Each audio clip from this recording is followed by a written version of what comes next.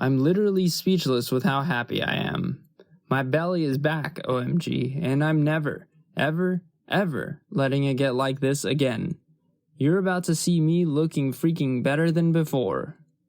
Those are the words that Brooke Richardson texted to her mother only hours after she had just experienced the birth of her stillborn child and buried her lifeless body in the dirt behind their home. While the subject of a woman's right to choose, or alternatively, a woman's moral duty to create life when life is conceived, is historically contentious, it is a relatively commonplace contention and generally results in pregnancy termination or the decision to make arrangements for childbirth.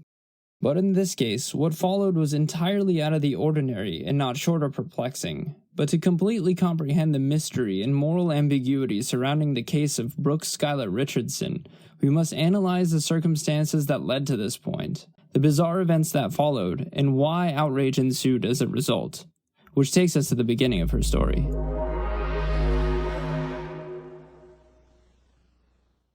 Brooke Skylar Richardson was an 18-year-old high school cheerleader from a small conservative town in Ohio. Her parents had high expectations for her growing up, and she was well aware of this. Since all of her problems seemed to be a thing of the past, her life was set to take off, and she was ready to make her parents proud. Brooke had just entered a new relationship, and things were going well. When her mother realized her new relationship was becoming serious, she decided to take Brooke to an OB/GYN to be put on contraceptives in case her relationship began to heat up. Upon examination, the gynecologist brought it to Brooke's attention that she was 32 weeks pregnant from her past relationship. The doctor was shocked that Brooke had no knowledge of the pregnancy, likely due to her lack of weight gain. Tears rained down her face as she pleaded to the doctor not to notify her mother. The doctor agreed not to tell, but only if Brooke agreed to coming back in to receive prenatal care. She went on with her life and kept her pregnancy concealed. No more than 2 weeks after learning of her pregnancy and 2 days after her senior prom, on May 7th, 2017, Brooke, alone in her bathroom, gave birth. Yet only hours after the birth of her stillborn baby, an event that would be traumatizing to most people, she was seemingly elated and went on with her life as if a weight had been lifted off of her shoulders by the loss. Until 2 months later, when Brooke returned to the OB/GYN to renew her birth control, a medical assistant noticed that she was 19 pounds lighter than when she had visited the office in April. The OB/GYN who saw her that day asked about the pregnancy. Brooke, in tears once again, said that she had it alone in her house and buried it in the backyard. She was devastated. But the suspicion of if the baby was a stillborn or killed by Brooke to preserve her seemingly perfect life was now brought to attention. The police were notified and Brooke was taken in for questioning. Yeah. And would you be able to show us exactly where it is? Yeah, I'm sorry. Okay. Let me in trouble for Did you, well, wait, stay with me for just a second. Did you ever get a chance to plant flowers yet or anything? I just found some, I put them on her. You did? Plant flowers, I put them on her. You put them on there? Okay. Are they still there or was that back when it happened? Back when it happened. That was back when it happened.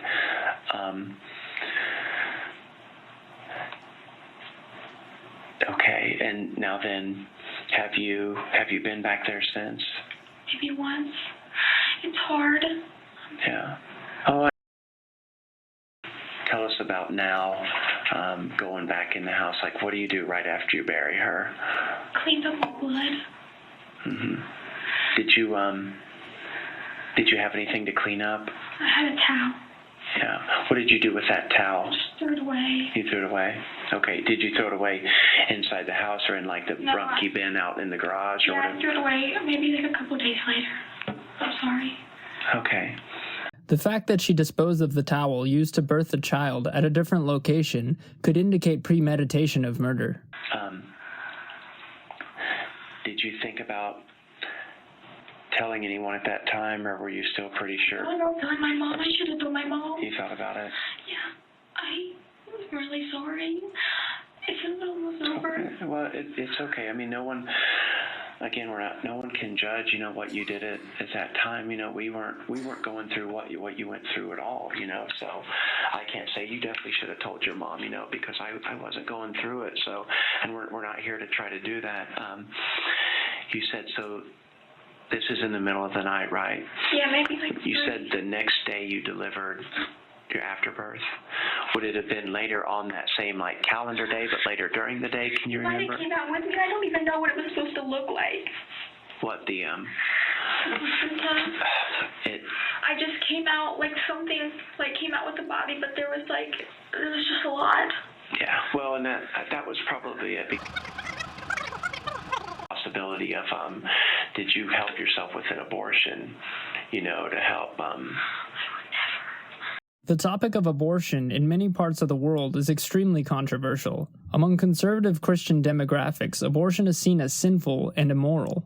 It is likely her upbringing was influenced by these views, hence the whispering denial. Did you do any research on it? I kind of thought maybe if I could figure out if it wasn't if I wasn't actually, but no, I don't think. I can't honestly remember. I promise I didn't try and kill her. Okay, that's what we're trying to figure out, That's what this is about. And I don't think I guess I'm not meaning to say did you try to kill her. I'm just asking you if you considered giving yourself an abortion, because that happens a lot. Okay. That people give themselves an abortion. Did you ever search anything on the internet about giving yourself an abortion or having an abortion? No, I just kind of thought of maybe looking up ways to maybe see if I could not have it, but I never followed through with anything. What kind of ways did you look at, or where did you? Looked at maybe how to have an abortion without going to the doctor, but that was it. And I never did anything. Okay. Did you, how did you look that up? I just Googled it. Is there going to be any sites or links or anything you visited or where you looked up where it said, how to give yourself an abortion or how to do a self-abortion? I don't think no, I don't think. You don't think, or there's not? I think the only thing I searched is how to not have a baby or how to get rid of a baby, but I never did any. Okay, well, but see, how to get rid of a baby is kind of, sounds really bad now. I'm that's sorry. how to, not that it sounds bad, but it's... Investigators would later find that she searched how to get rid of baby, but had been to Babypedia and other maternal websites as well. This fact was omitted from the police report, indicating the possibility of a bias.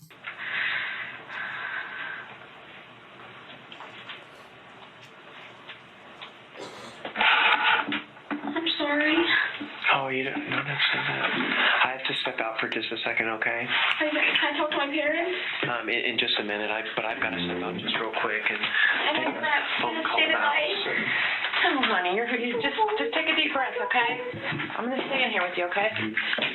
Please, just be honest. What's gonna happen? I don't know, okay? I'm in here observing. Jail? No. You're not going to jail today. No. No, and I'm not going to. Just relax, okay? Listen. Just relax, okay? I don't want to go to jail. I know you don't. Just relax, I don't have to go to jail, though, right? Listen, I understand that you're sorry, and I understand that you're upset, and I understand that you didn't want this to happen, okay? Just take some deep breaths, okay? Everything's gonna be okay. I don't have to go to jail. You're not going to jail. Okay, we're not taking you to jail today. You're not going to jail, okay? So just... What's the worst that's going to happen? Honey, I don't know. This isn't my case, okay? He's talking. He just wants to get some things straightened up so that we can figure out exactly what happened. She was sent home and brought in for a second interrogation a week later, after a significant discovery. They do, too. Oh my gosh, good. It feels so much cooler in here. It feels so much cooler in here than it does. Notice comments on the drop in temperature of the interrogation room. This indicates that the second interrogation has already taken a more aggressive approach. Enhanced interrogation techniques, as they are often referred to as, are methods which are considered inhumane by many governments and organizations. Were this temperature change to be employed in its true form, the suspect would be exposed to frigid temperatures for extended periods of time, with the target behavior being a confession. From a behavioral analysis point of view, harsh interrogation methods make lie detection difficult. Analyzing speech content and eliciting verifiable details are the most reliable cues to accessing credibility. To elicit such cues, subjects must be encouraged to provide extensive narratives, something that does not occur in harsh interrogations. So maybe she was breathing. She slept in the toilet for a couple minutes. And if I say something wrong, correct me. Don't. And then did you, walk away? Did you kind of sit in the bathroom and think, what am I going to do now? What did you do?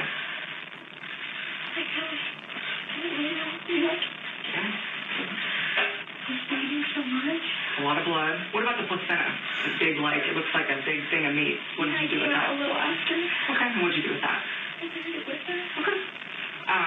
Okay. Did the placenta go in the toilet, like, on top of her, or? A little after she was out.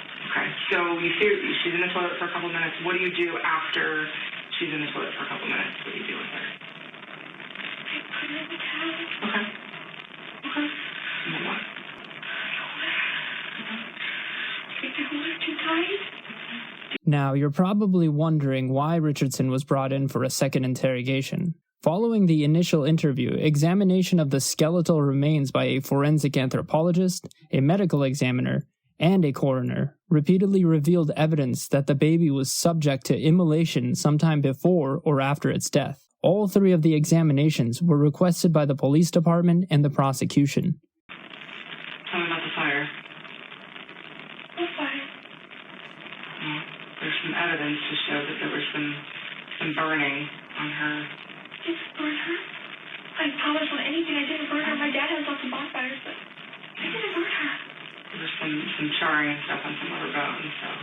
I didn't burn her. Are you sure? I swear on anything. You're sure? That I'm sure of.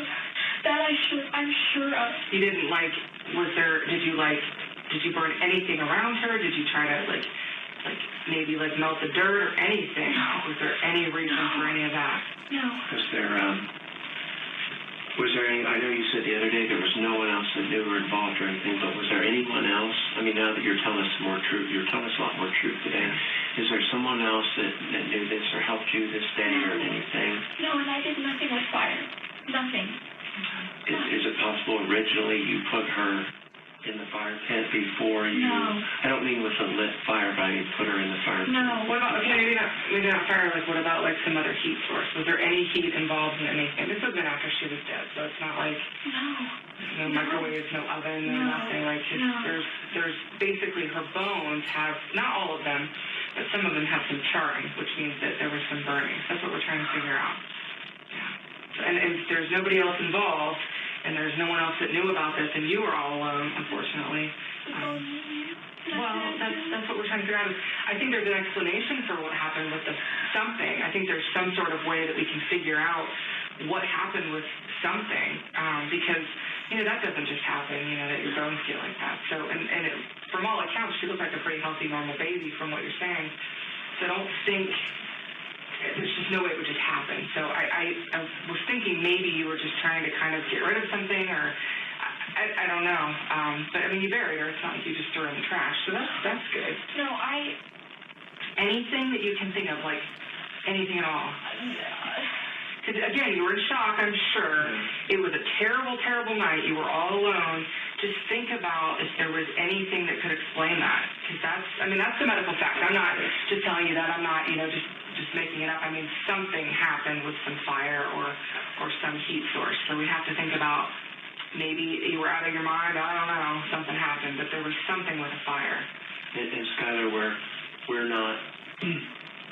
You're so close, and all we want is just the truth. And the reason that Brandy's asking that question, and the only reason, is because there is forensic medical evidence where they have been through. There are some bones, like she said, not all of them, but there's some different vertebrae and some ribs and stuff that is charred. And then there was some fatty tissue that has burn on one side and not the other. So the doctors know that there was fire of some sort or some kind of burning. They know for certain. And no matter what you tell us, we're never going to all of a sudden judge you or jump off and say you're going to. The purpose of confrontation is to cause the suspect to believe that maintaining their innocence will be fruitless, and any accounts of the facts made by the suspect will be refuted, while simultaneously you are led to believe that if you confess, the punishment will be less severe, if at all. This is known as confrontation and minimization. It's not as if we're suddenly going to jump up and judge you and throw you in jail and just tell us everything and then we can move on, are two extreme minimization statements that indicate that Brooke will receive zero punishment if she confesses. This is a particularly dishonest and coercive use of the tactic. Yeah, there was some sort of fire or some sort of heat or something. And like I said, I don't think that you just threw her in a fire. That's not what I'm saying. I don't believe that you would do that. I think there was some sort of attempt, and then you were like, oh gosh, this isn't what I want for my daughter, and then it stopped. At this point, I would tell you. You just gotta know why there was, fire. The towel is black. No, this is actually like the bone doctor basically has said that there's charring on the bones, yeah. Did you maybe put some, like after she was in the ground, like maybe some fire there, or some... I took flowers from the fire pit. Okay. But that wouldn't burn the bones unless they were on fire. Not that. We just... You're so close, Skylar, just... We know there was some sort of fire. I know it's... And I understand it. And I know the other day you're like, I just wanted to do right by her. I wanted to do right by her. Well, we have a friend. We have these bracelets. This is a thing where I truly believe that there was an attempt maybe for cremation, because if you cremate someone, they have ashes. I have my mom's ashes. I like to keep them close to me. It's very important to me to have those. It makes me feel like she's still here, kind of. So, I know you put her in the backyard so she would be close to you, but, ashes, you can carry around. So that's kind of where my thinking is. But we already know that there was some sort of heat, fire element. I don't know what happened. I wasn't there. But I know there was, because the bones were charred. And it wasn't something that, someone else could have done, because no one else knew she was there except you. And you've had to carry this all by yourself this whole time and do it all yourself with no help. So, don't think that we're going to judge you. Don't think that we're going to think you're some horrible person. I think I know where your heart and mind were, with the fire or whatever it was. I think I know where your heart and mind were, but you have to tell us, because I can't assume that I know you that well. But there, the evidence is there. There's no other explanation. It's not some self-combustion that doesn't really happen, except on Mythbusters. So we just need to know what happened, again, so that we can put her at rest. Imagine that you had just experienced the pain of giving birth to a stillborn child, thought it was reasonable to bury that child because your family holds strong religious beliefs. Then, suddenly, all of the mentally scarring and emotionally damaging experiences involved in this birth become the topic of conversation for your small community and the world outside it. You then find yourself with a woman who is sworn to protect as a professional, holding your hand and offering you forgiveness and absolution in return for a confession of some sort. Would you take the bait? But right now, it's about Annabelle. It's not about me. It's not about you. It's not about him. It's about Annabelle and knowing what happened, and knowing that someone just didn't throw her in a fire and then, that sort of thing. I don't think that's what happened. Just walk me through. You're squeezing her. Just walk me through everything. Tell me everything that you were thinking and everything you did, just so I know. Like I was there.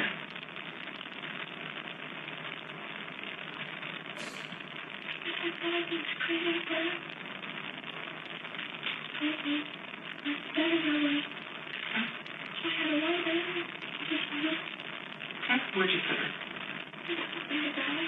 No, I mean, like, before the lighter. Where was she? Okay, and then where? Grab the shovel. Okay. Well, so was she, so you're holding her, and then you grab the shovel and the lighter. Was it like one of those camping lighters, or was it just like a cigarette lighter? Just like the lighter we have in the house. Like a clicker with a long thing? Like the long one you go. Okay. So where do you take her to try to cremate her? You think? I'm trying to remember, like, where? Yeah, she was in there. In the hole? So you dug the hole first. Okay. And then you put her in the hole? Okay, and then what did you do? Okay, where did you put the... It's all right, look. It is what it is. You can't change it, Skylar. You're just... I'm scared I'm so afraid of it. You are telling us what happened. Nothing's going to change what happened, okay? But your intention was to try to cremate her. So what part did you try to light? I guess I just... The investigators asked her whether or not she set the child ablaze a total of 17 times before she agrees that she might have. It was later revealed that the forensic anthropologist made a mistake when she first said the bones were charred and recanted that testimony. No actual evidence of burning was found. Move or anything, or fingers? Did you hear anything like little gurgle sounds? Like they'll kind of make it? a gurgle sound, or this is important because I know you're telling us a lot of truth now, but it's been really hard to get to the truth, and like when we first asked you about the fire, that was just based on, not because we were there, but just based on all the evidence that the doctors gave us. When we first said that, you leaned back and you're like, oh my gosh, no way. But then as it turns out, you decided, okay, I'm just gonna tell them that. So, and this is Annabelle. She was a good size. I mean, she was a good size little girl. You're a healthy girl. And from what it sounds like, you had a regular labor. If there's such thing as a regular labor, it sounds like in / delivery, sounds like you kind of had a regular one, and you seem sincere, like you felt like you might have made her stop breathing, or you said you felt guilty because you felt like you might have accidentally killed her when you squeezed her so hard. That's why I kept asking you why. The only way you're going to feel like you accidentally did that is if you had some reason to know she was alive before that. The emotions exhibited throughout this interrogation are not exactly those that are synonymous with hesitance or guilt, but more so resemblant of grief and dejection. Lieutenant Fain will continue to insist that she is withholding the truth. I don't know if you heard her cry. I don't know if she whimpered, but there's something that you're holding back for whatever reason, and you're so close, and it's kind of like the fire because it's so hard to say. We don't think, and I think I can speak for both of us, I don't think you killed her, but I think you had signs that she wasn't alive, at least just a little bit, but I don't think you killed her. But I believe that based on everything and talking to you, and I just believe that there are signs that she was alive at first.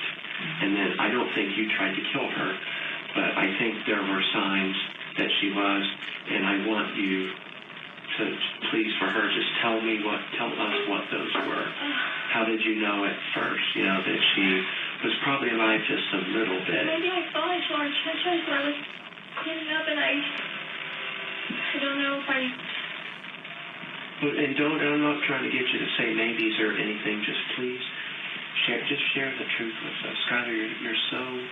You're so close, and you were so sincere. You're her mom, so anything else that you feel like you need to say or feel like you need to bring forth for Annabelle, tell us. I'm not going to judge you, obviously. You feel like you've told us everything? Second, okay. You feel like we know everything? You feel like you probably have to pee? I mean, only 5 seconds.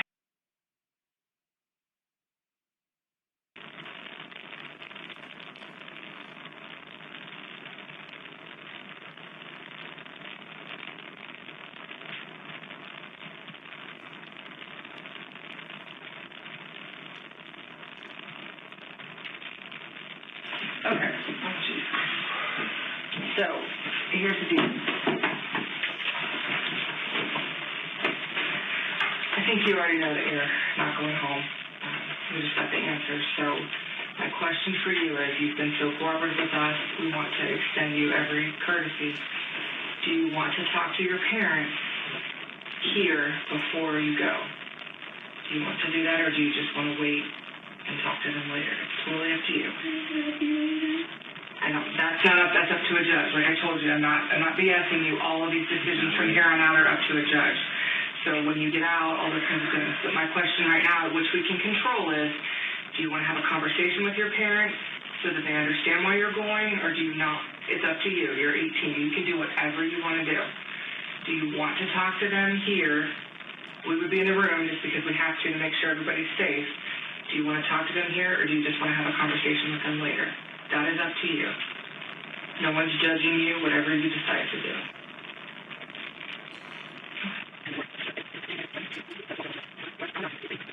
The detective from my department, Brandy, who's been here with me today, she is in here with us.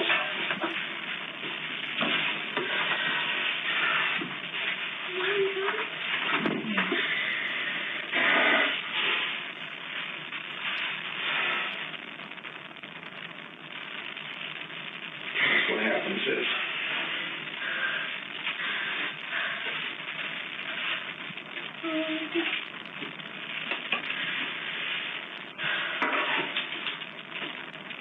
You take my jewelry from me? Okay. See you guys later, hopefully. Honey, tell us what's going on. He says you have to tell us. You're 18. You can't tell us. I tried to cremate the baby just a little. You tried to cremate the baby? Yeah, and then I did it. Brooke Skylar Richardson was charged with reckless homicide regardless of the evidence of burning being contrived.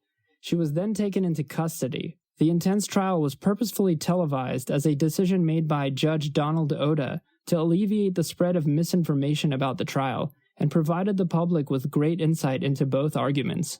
When they were at Skylar's house the first time, and they go back and they find more in a shallow grave, they didn't even get all of Annabelle's remains. Why are we being shown all these photographs if the prosecutor's own doctor admits that there's no evidence, none, of trauma that would indicate that Skylar or anyone did anything to cause this child's death? Why? Why? Doctor, where are you employed? The Montgomery County Coroner's Office in Dayton. And in what capacity? I'm a forensic pathologist. Doctor, in this case, did you prepare a report documenting your autopsy of baby Richardson and containing your findings in this case of medical certainty as to the cause of baby Richardson's death? Yes. And can you please state your opinion? Homicidal violence of undetermined etiology. And said that the forensic anthropologist said that the remains had been burned. Remember that? Yes or no? It's very simple. I believe that he called, yes. And those fractures were post-mortem. No question. According to Dr. Latham, they are post-mortem. So why did you come in here and tell the ladies and gentlemen of the jury that I can't tell whether the fractures were before or after death? When you have Dr. Latham's report.